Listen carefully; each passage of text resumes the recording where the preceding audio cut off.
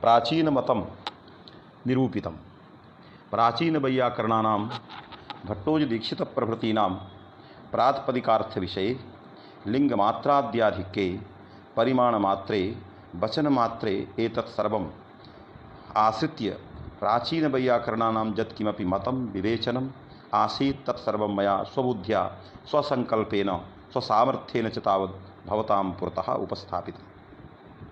अद्य लघुशब्देन्दुशेखरे शेखरकारः नागेशभट्टः सः स्वकीयं मतम् अद्य उपस्थापयितुं तावत् उपक्रमते। नागेशस्य प्रातिपदिकार्थविषये कीदृशं मतमस्ति, लिंगाधिक्यविषये कीदृशं विवेचनं नागेशस्य, किंच परिमाणमात्रे प्रथमा इत्येतस्मिन् विषयेपि कीदृशं विवेचनं, मात्रग्रहणस्य किं प्रयोजनम्, एतत् सर्वं नागेशः क्रमेण इदं सूत्रं तावद् व्याचष्टे। तर्हि नागेशः कथयति स्वकीये ग्रन्थे लघुशब्देन्दुशेखरे प्राचीनमतं निरूप्य परेतु अत्र परेतु इति शब्देन नागेशः स्वीयं मतम् उपस्थापयति।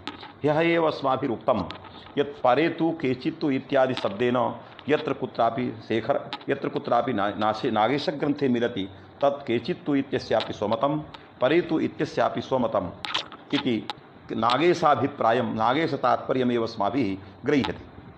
अतः शेखरग्रन्थे नागेशभट्टेन लिखितं परेतु अत्र सूत्रे प्रातिपदिकार्थपदेन प्रवृत्तिनिमित्तः निमित्ततदाश्रयश्च इति शेखरग्रन्थे नागेशेन उक्तं। परेतु अत्र सूत्रे परेतु शेखरकाराः अत्र सूत्रे प्रातिपदिकार्थलिङ्गपरिमाणवचनमात्रे प्रथमा इत्यस्मिन् सूत्रे प्रातिपदिकार्थपदेन पारिभाषिकः प्रातिपदिकार्थः गृहीतव्यः इति सत्यं। दीक्षितोपि पारिभाषिकं प्रातिपदिकार्थम् अङ्गीकरोति सत्यं। नागेशोपि पारिभाषिकमत्र सूत्रे प्रातिपदिकार्थम् अङ्गीकरोति इति सत्यं। किन्तु सच पारिभाषिकप्रातिपदिकार्थः उभयोः आचार्योर्मध्ये भिन्नः। दीक्षितमते प्रातिपदिकार्थः भिन्नः, नागेशमते प्रातिपदिकार्थः भिन्नः। दीक्षितात् प्रागपि ये आचार्याः बभूवुः यथा प्रक्रियाकौमुदीकाराः रामचन्द्राचार्याः तेषामपि मतं प्रातिपदिकार्थविषये भिन्नं वर्तते। तैरुक्तं प्रातिपदिकार्थपदेन किं ग्राह्यम् इति जिज्ञासायां प्रक्रियाकौमुदीकारैः उक्तं प्रातिपदिकार्थः सत्ता। तदनन्तरं दीक्षितः आगतः कैयटमाधारीकृत्य दीक्षितमते दीक्षितः किं तावत् वाञ्छति प्रातिपदिकार्थपदेन तदा उक्तं नीतोपस्थितः प्रातिपदिकार्थः। दीक्षितानन्तरम् उत्तरकाले नागेशभट्टः महान् वैयाकरणः आगच्छति। सः इदानीं किं स्वीकरोति, सोऽपि कथयति अत्र सूत्रे पारिभाषिकप्रातिपदिकार्थपदेन न केवलं तत्र नीतोपस्थितः प्रातिपदिकार्थः इति न गृहीतव्यः, किं गृहीतव्यः, प्रवृत्तिनिमित्तः तदाश्रयश्च इति अत्र सूत्रे प्रातिपदिकार्थपदेन तावद् गृहीतव्यः। विचारयन्तु। प्राचीनानां मते प्रातिपदिकार्थपदेन नीतोपस्थितः इति अर्थः प्राचीनैः अङ्गीकृतः। तत्र बीजं किमासीत्, तत्र बीजं कैयटमतमासीत्, किञ्च लिङ्गग्रहणमासीत्। यदि प्रातिपदिकार्थपदेन सामान्यं प्रातिपदिकार्थः स्वार्थः द्रव्यं लिङ्गं संख्याकारकम् एवं भूतः प्रसिद्धः प्रातिपदिकपदजन्यशक्तिविषयीभूतः कश्चन एवं भूतः प्रसिद्धः सर्वत्र प्रथितः प्रातिपदिकार्थस्माभिः अङ्गीक्रियते तदा लिङ्गग्रहणस्य वैयर्थ्यं दीक्षितेन उपस्थापितं लिङ्गस्य प्रातिपदिकार्थे कुक्षिप्रविष्टत्वात् तमेव मतमाधारीकृत्य। अर्थात यदि प्रातिपदिकार्थपदेन प्रातिपदिकपदजन्यशक्तिविषयत्वं प्रातिपदिकार्थत्वं केषु अर्थेषु प्रातिपदिकपदनिष्ठशक्तिविषयता स्वार्थ द्रव्य लिंग संख्याकारक इति पंचसु अर्थेषु यदि एवं भूतः अर्थः अङ्गीक्रियते तदा नागेशः कथयति मन्मतेपि यदि पंचकं प्रातिपदिकार्थः अङ्गीक्रियते तदा मन्मतेपि लिङ्गग्रहणस्य वैयर्थ्यम्। अतः यथा लिङ्गग्रहणसामर्थ्यात् प्राचीनैः नीतोपस्थितः प्रातिपदिकार्थः अङ्गीकृतः तथैव लिङ्गग्रहणसामर्थ्यात् मयापि प्रवृत्तिनिमित्तः तदाश्रयश्च अस्माभिः प्रातिपदिकार्थपदेन अङ्गीक्रियते। प्रमाणम् उभयत्र एकमेव। दीक्षितोपि लिंगग्रहण सामर्थ्यात् पारिभाषिक प्रातिपदिकार्थ अंगीकृतः, नागेशोपि लिंगग्रहण सामर्थ्यात् पारिभाषिकः प्रातिपदिकार्थः अंगीकृतः। उभयत्र प्रमाणम् एकमेव लिंगग्रहणम्। अतः लिंगग्रहण सामर्थ्यात् तादृशः प्रातिपदिकार्थः गृहीतव्यः। तत्र कैयटेन यदुक्तं तस्यैव विवरणं नागेशः एवं भूतं करोति। कैयटेन केवलम् एकं वाक्यमुक्तं यमर्थं प्रातिपदिकं न व्यभिचरति असौ प्रातिपदिकार्थः, तस्य विवरणम् उद्योतटीकायां नागेशः कीदृशं करोति। अन्वयव्यतिरेकाभ्यां यस्य प्रातिपदिकस्य यो अर्थः अवधारितः स असौ अर्थः प्रातिपदिकार्थः, तस्य कैयटस्य एतादृशं विवरणम्। अन्वयव्यतिरेकाभ्याम्, अन्वयव्यतिरेकद्वारा यस्य प्रातिपदिकस्य यो अर्थः अवधारितः, तर्हि अन्वयव्यतिरेकेण लिंगस्य प्रातिपदिकार्थत्वं नागेशः कथयति न सिद्धम्। यतो हि तटशब्दस्य उच्चारिते लिंगं तावद् अवधारितो न भवति। यदि तटशब्दस्य उच्चारणं तदा त्रिषु सर्वत्रापि लिंगत्रयस्य यौगपद्येन बोधः आवश्यकः, सः बोधः न भवति। अतएव नागेशः कथयति लिंगग्रहण सामर्थ्येन तादृशप्रातिपदिकार्थः गृहीतव्यः यस्मिन् प्रातिपदिकार्थे लिंगग्रहणस्य प्रवेशः न स्यात्। यदि जम आश्रित प्रातिपदिकार्थः गृहीतः तस्मिन् प्रातिपदिकार्थे तस्यापि पुनर्प्रवेशः स्यात् तदा दोषः भवति। जस्य वैयर्थ्यम् आश्रित्य ज्ञापनं क्रियते तद् वैयर्थ्यभूतं व्यर्थभूतं पदं तत्र प्रविष्टं चेत् तदा वैयर्थ्योपपादनं ज्ञापनोपपादनं समीचीनं न भवति इति सर्वं मनसि कृत्य नागेशेन कैयटग्रन्थस्य व्याख्यानं कृतम्। यम अर्थम प्रातिपदिकम न व्यभिचरति इत्यस्य व्याख्यानं नागेशेन कृतम्। अन्वयव्यतिरेकाभ्यां यह अर्थः प्रातिपदिकस्य अवधारितः, तो अन्वयव्यतिरेकाभ्यां सर्वत्र घटादि प्रातिपदिकस्य घट घटत्व एवमेव अर्थः अवधारितः। घटः घटत्वञ्च कृष्णादि शब्दानां कृष्ण कृष्णत्व तस् एवमेव अर्थः तावत् प्रातिपदिकार्थपदेन अवधारितः। अन्यव्यतिरेकाभ्यां न कृष्ण कृष्णत्वं न घट घटत्वं कदाचिदपि न तावद् व्यभिचरति, किन्तु लिंगं क्वचित् भवति क्वचित् न भवति। अतः लिंगस्य सर्वथा प्रातिपदिकार्थे त्यागः नागेशेन कृतः। यतो हि लिंगग्रहण सामर्थ्यात् तावद् वैयर्थ्यमाग एतादृश प्रातिपदिकार्थः अंगीकृतः। अतएव नागेशभट्टः कथयति लिंगग्रहण सामर्थ्यात् अत्र सूत्रे प्रातिपदिकार्थ शब्देन प्रवृत्ति निमित्त तदाश्रयः अंगीकर्तव्यः। प्रवृत्ति निमित्त तदाश्रयः यदा अंगीक्रियते तदा कृष्णः श्रीः ज्ञानम् इति प्रातिपदिकस्य उदाहरणानि न भवन्ति नागेशमते। यतो हि कृष्णत्वं प्रवृत्तिनिमित्तं तदाश्रयः कृष्णपदार्थः। तर्हि प्रवृत्तिनिमित्त तदाश्रयातिरिक्तस्य पुंस्त्वादेः मात्रग्रहणेन व्यावृत्तिर्भविष्यति। तत्र पुंस्त्वादेः आधिक्यस्य सत्त्वेन तत्र प्रातिपदिकार्थमात्रे प्रथमा न भविष्यति। अतः कृष्णः श्रीः इत्यादि सर्वाण्यपि उदाहरणानि लिंगाधिक्यस्य ततः तटीतटं कृष्णः श्रीज्ञानं नियतलिंगाः अनियतलिंगकाः सर्वाण्यपि उदाहरणानि लिंगाधिक्यस्य भवन्ति इति नागेशः अभिप्रायः। तर्हि इदानीं वाक्यं द्रष्टव्यं यत्र नागेशः कथयति यत् अत्र सूत्रे प्रातिपदिकार्थपदेन प्रवृत्तिनिमित्तं तदाश्रयः इति वाक्यं। पुनश्चाग्रे कथयति स च मुख्यः इव आरोपित तदाश्रयोऽपि। इयं पंक्तिः आगच्छति। स च इति प्रवृत्तिनिमित्त तदाश्रयः। प्रवृत्तिनिमित्त तदाश्रयः मुख्यः इव आरोपित तदाश्रयोऽपि। यथा प्रवृत्तिनिमित्त तदाश्रयः मुख्यस्थले मुख्यः अंगीक्रियते, अनारोपितः प्रवृत्तिनिमित्त विशिष्टः कश्चन पदार्थः यथा अंगीक्रियते, यथा घटरूपे आश्रये घटत्वम् अनारोपितं प्रवृत्तिनिमित्तम्, अतः घटत्वम् अनारोपितत्वेन मुख्यम्। अतः मुख्यं यत् घटत्वरूपं प्रवृत्तिनिमित्तं तदाश्रयश्च यः घटः यथा अंगीक्रियते तथा आरोपित प्रवृत्तिनिमित्त विशिष्टः कश्चित् पदार्थोऽपि अंगीक्रियते। आरोपित प्रवृत्तिनिमित्त विशिष्टः पदार्थः सोऽपि आश्रयपदेन गृहीतव्यः। आरोपितं यत् प्रवृत्तिनिमित्तं तदाश्रयः अपि प्रवृत्तिनिमित्त आश्रयपदेन गृहीतव्यः इति प्रातिपदिकार्थपदेन गृहीतव्यः। अतएव तत्रापि लाक्षणिक स्थलेपि प्रथमा सिद्धा अग्रे वदति नागेशभट्टः। सः कथयति आरोप मुख्यः इव यथा घटादिषु कृष्णादिषु उच्चैः नीचैः इत्यादिषु स्थले सर्वत्र अनारोपित प्रवृत्ति निमित्त आश्रयहांगी भवति प्रातिपदिकार्थः तथा आरोपितः आरोपितं प्रवृत्ति निमित्त तदाश्रयोपि प्रातिपदिकार्थः।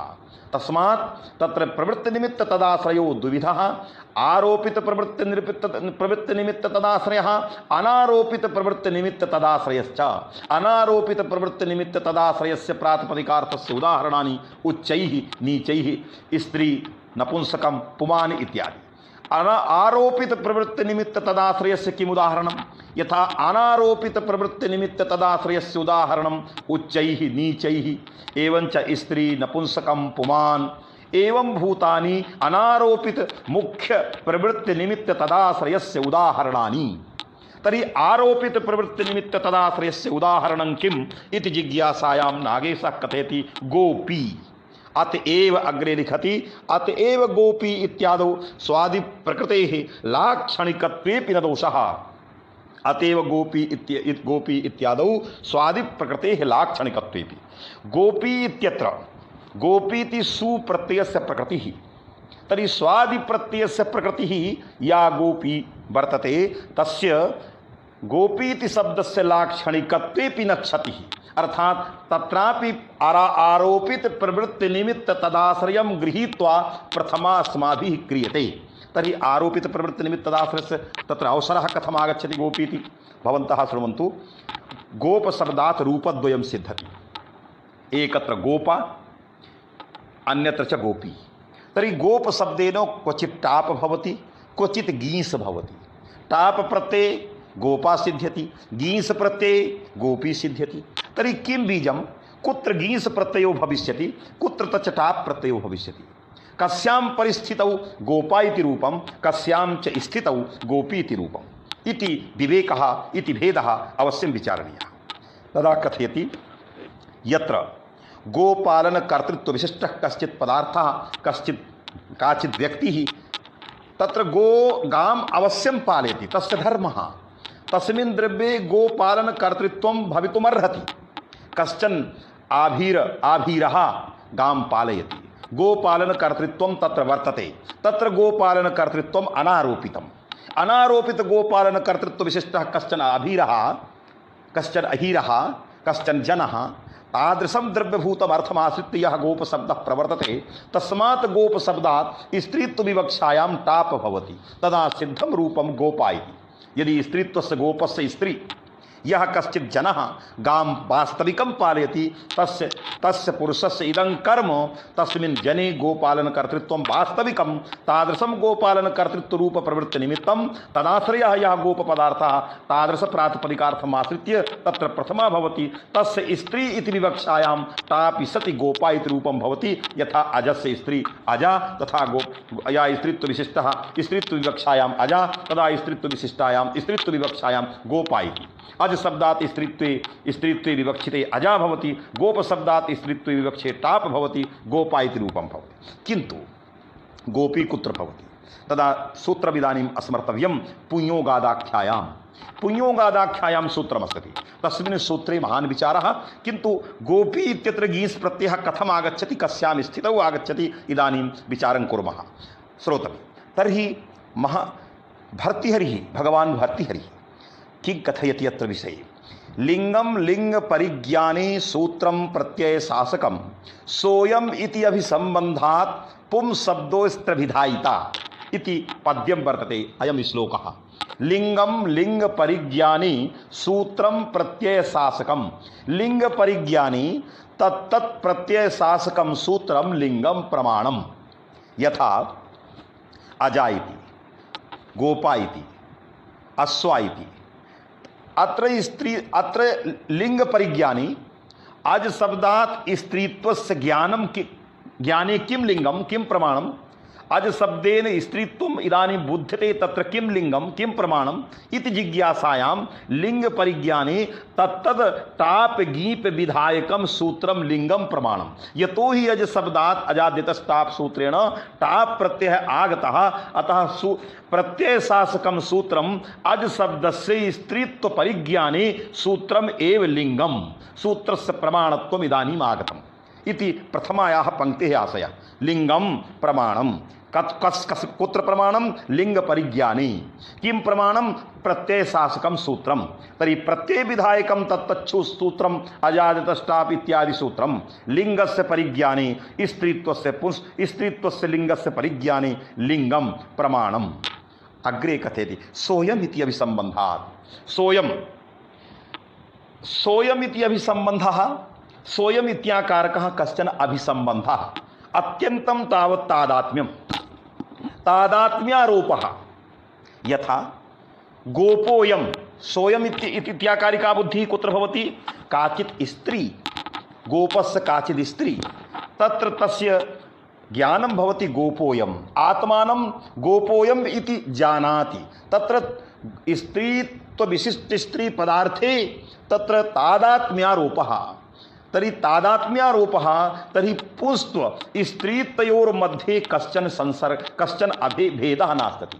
अतः तादात्म्यारोपेण गोप नामकः कश्चित् पुरुषः तस्य स्त्री काचिद् वर्तते तो अनयोर्मध्ये तत्र भानं भवति गोपोयम स्त्रियाः भानं भवति स्त्री जानाति तस्य अहमेव गोपः तरी एवं बुद्ध्या तादात्म्यारोपः तादात्म्यारोपेण तादात्म्यापन्नेन तरी पुरुषे जायमानः यः धर्मः गोपालन कर्तृत्व रूपः धर्मः सः धर्मः गोप्यां स्त्रियाम् आरोप्यते आरोपे कारणं सोयम इति अभिसंबंधात् दाम्पत्य भाव संबंधेन तत्र तादात्म्यापन्ना सा स्त्री जाता अहम गोपोयम अयम स्त्री पदार्थ गोपोयम इत्याकारक बुद्ध्या तादात्म्यारोपः तादात्म्यारोपेण पुंसि वर्तमानं यत् गोपालन कर्तृत्वं तच्च कर्तृत्वं गोपी इत्यत्र आरोप्यते स्त्रियाम् आरोप्यते।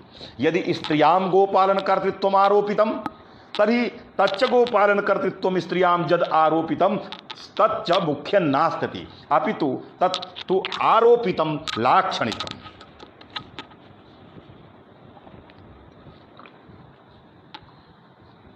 तरी इदानीं भवन्तः शृण्वन्तु गोपालन कर्तृत्वं कुत्र आसीत् गोपे गोपपदार्थे पुरुषे गोपालन कर्तृत्वं यतो हि पुरुषः एव गां पालयति सा च स्त्री गोपस्य स्त्रियः सत्त्वात् न कदाचिदपि गां पालयति न जानाति गोपालनं कथं करणीयं।